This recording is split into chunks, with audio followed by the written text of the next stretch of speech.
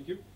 Um, you've mentioned, I think, to the papers last week that you're having some discussions with the bosses here about potential for a new contract for yourself, a new 2-year deal. Where are you with that at the moment? Is it a long way to go, or have you we haven't done any details yet, so you've got more details than me. If it's going to be a 2-year deal, I don't know. But no, the owners have intimated that they would like to sit down and discuss a new contract, and that's as far as it's got. There's been no indication in terms of the length of the contract or the terms. That will be discussed in due time, I would imagine, but delighted that they feel they want to do that, given that I'm still under contract. You'd like to stay longer? Yeah, I'm very happy here. It's been a good fit. I think the owners and the coach family have said that themselves. So yeah, if we can come to some agreement, I'd be more than happy. It could happen quite soon. Then you'd hope to get it signed before the end of the season. I'm not sure, to be perfectly honest. Like I said, I was just pleased that they felt they wanted to commit further to me and have me as their manager for a longer spell. So that was good enough for me. Thank you. Bojan, what a blow that was for you. How big a blow is it, and what news have you had since? Well, on the night, unfortunately, we suspected that almost immediately that he was in trouble.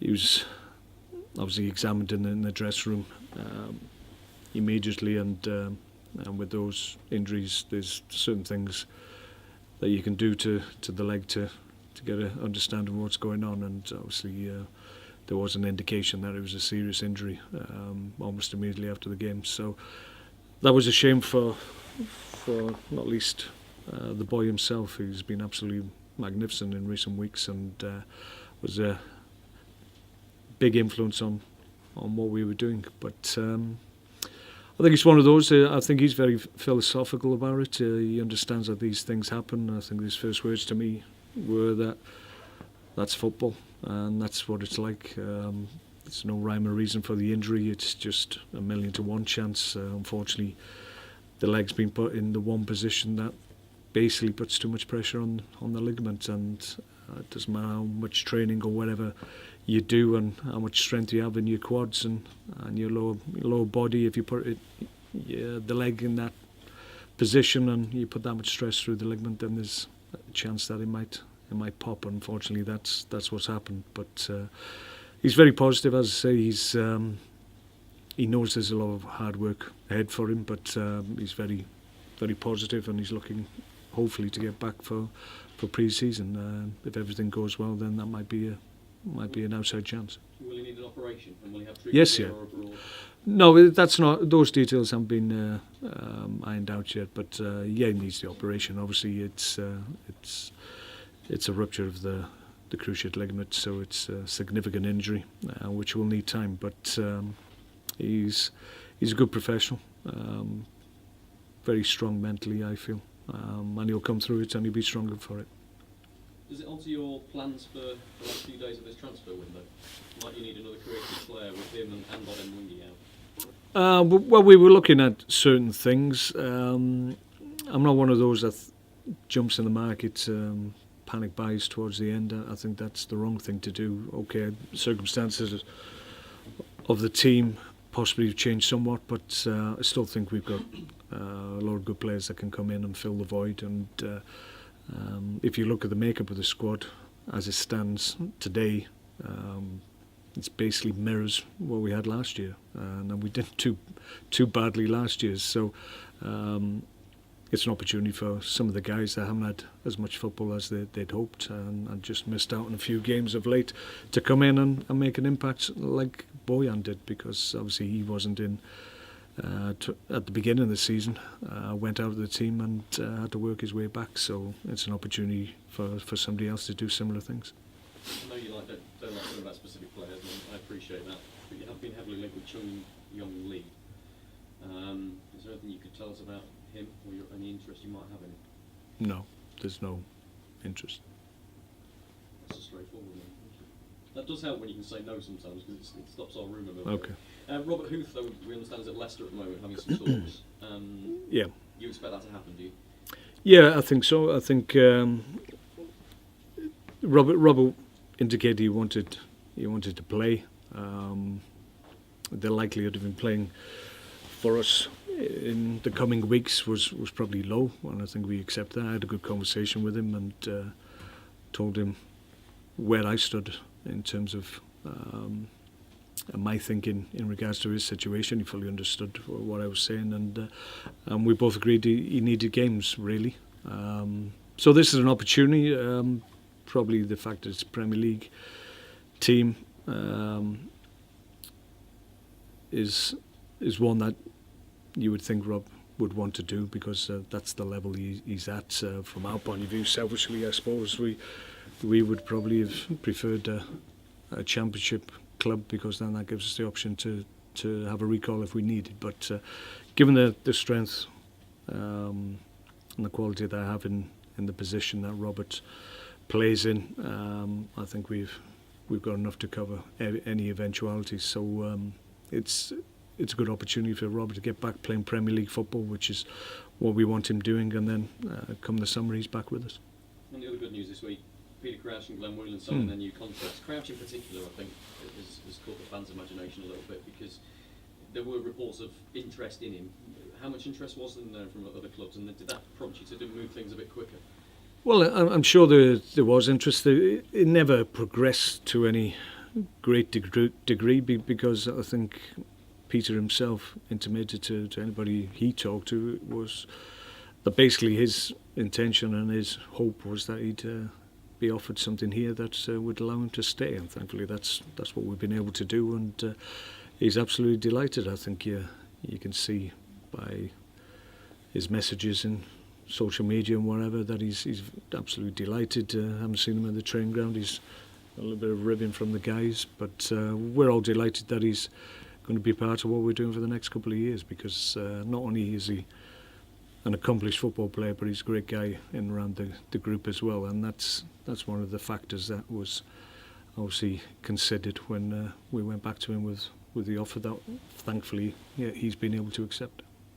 1 defeat and 7 for you, really good form in all competitions, and QPR struggling. They haven't won away from home though. This is an extraordinary record, really. First team to lose all 10 away games since 1965, believe it or not. Means they're struggling away from home, basically. You're not. You're doing really well at home. It's going to be difficult for them. Do you expect them to survive, though, your old club? Do you think they can still stay up? I think it's difficult for them. They do have to get some points on the board away from home. I think their home form has been excellent, very strong. Had some good performances and obviously some good results as well. But to just really depend on your home form to get you through a whole season is difficult. You do at some point need to pick up points on the road. We hope. We don't intend them to be able to do that here. Like you said, we're in a good vein of form at the moment and playing well, winning games as well.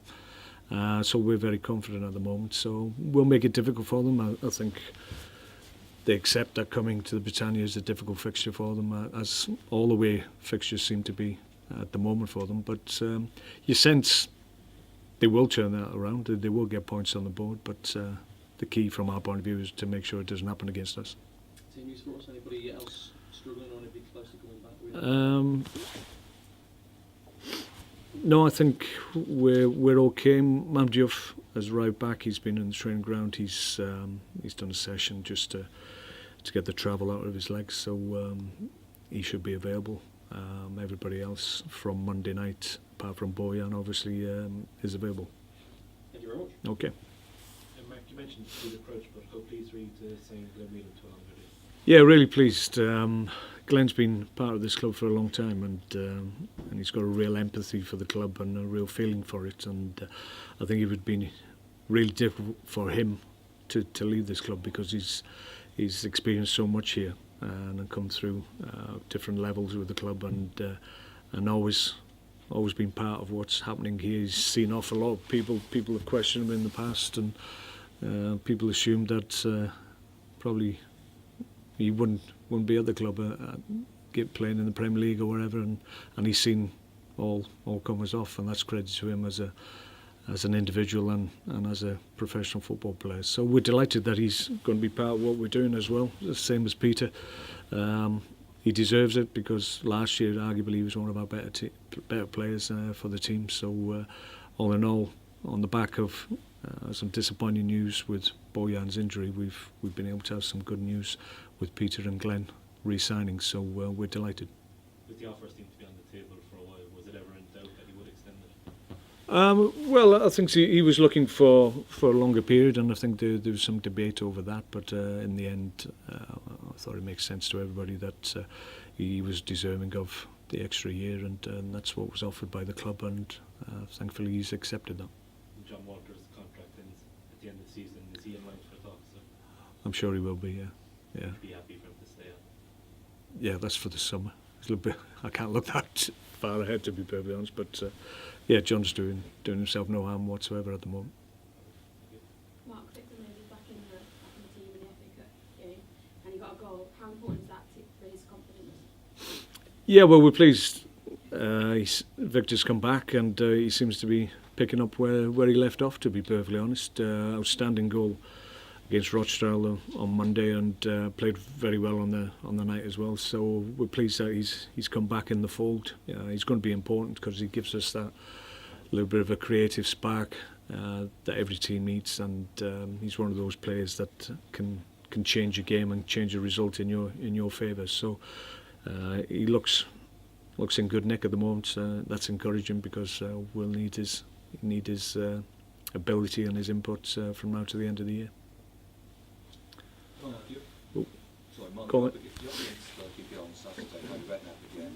Your very first game as a Premier League manager was against Harry Redknapp, if I remember right, Blackburn versus Portsmouth. Yes. In 2004. Did he give you any advice on what it was like being a Premier League manager? Can you remember? I can't remember. Probably. I can't remember, to be perfect. I think he was a little bit upset that we actually won the game, I think. So Remember that? yeah. So yeah, after 300 odd games, individual conversation blurs somewhat. But Harry's been around the game a long time. He's always encouraged younger managers, which most of us are these days. So I'm sure he's continued that, not only with myself but with other players, other managers over the years as well. New contracts for Glenn Whelan and Peter Crouch. In fact, a lot of the sort of players that you've inherited, become very much the core of your side. Are you surprised by that? No, not at all.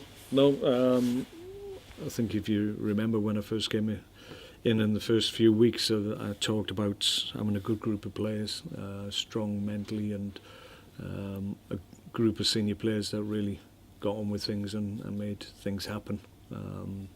And he was very much part of that group.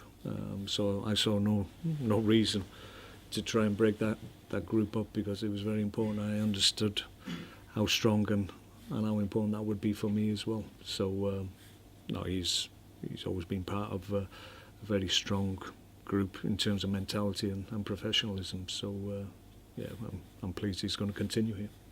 And now it talks about a new contract for yourself. And, you certainly won over the fans. I mean, back of tomorrow's oatcake, it says here, talk start on Sparky's contract extension. It says highest league position for 40 years, playing good, entertaining football, operating on a sustainable budget, signing quality players in Barcelona, 30th richest club in the world. The oatcake's advice: find out what he wants and double it. Oh, right. Is that helpful to you? Yeah, should send them in as my advisors, I think, going by that. Yeah, well, that's pleasing. We're trying to do things here that our fans will enjoy and appreciate, and for the most part, that's what's happening. And I've had fantastic support since I've come here. There will always be dissenting voices. No one's ever happy with an appointment when a manager is changed, but I think the support I've had has been fantastic for me personally, and hopefully I've been able to give something back in terms of the team and the strength of the team going forward. So we're looking forward together to good times, I hope. You're here to stay? I hope to be, yeah. Unless someone tells me different, like has happened in the past. Mark, just Eric Peters still out? Yeah, still out. in fairness, I haven't had an update. The operation went well, so there's no issue with that. So he's probably about two to 3 weeks, I think, away from coming back into the group, and he should be up to speed quite quickly because, given the length of time out, he shouldn't lose too much fitness. So we expect once he's back with the group, a week or so, he should be available for selection again. So yeah, we look forward to welcoming him back as well. Okay.